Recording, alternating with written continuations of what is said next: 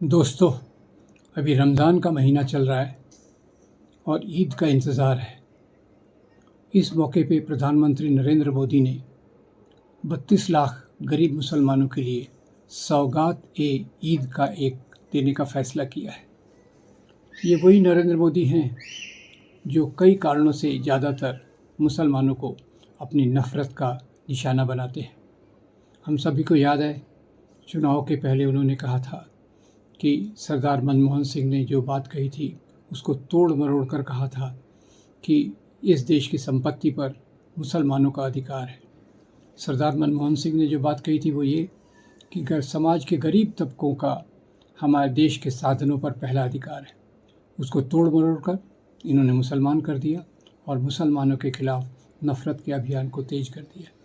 ये वही नरेंद्र मोदी हैं जो मुसलमानों के बारे में कहते थे ये तो अपने कपड़े से पहचाने जा सकते हैं।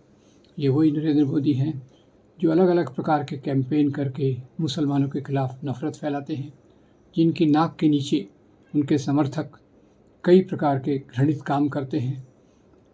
मुसलमानों के घरों पर बुलडोज़र चलाते हैं जो गैर कानूनी है, और एक प्रकार से इनकी जो दो ज़बान से बात करने की नीति है, एक तरफ से उनके खिलाफ नफ़रत फैला के हिंदू वोटों का ध्रुवीकरण करना और दूसरी तरफ से उनके खिलाफ नफ़रत करके उनको ऐसी एक परिस्थिति में लाना जहां वो समाज में एक कमज़ोर व्यक्ति के रूप में, कमज़ोर समाज के रूप में उभरें।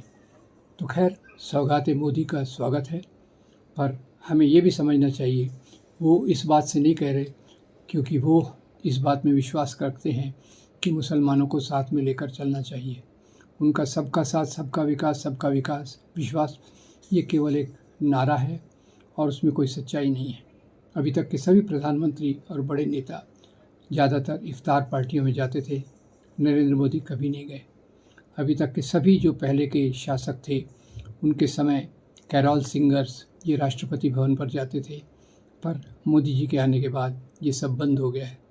तो ये उनका एक चालाक तरीका है जिससे एक तरफ उनका तुष्टीकरण करने की कोशिश करना और दूसरी तरफ से उनको दबा के रखना, ताकि राजनीतिक रूप से उनके हिंदू राष्ट्र का, मोदी जी के हिंदू राष्ट्र का एजेंडा ज़्यादा से ज़्यादा पूरा हो।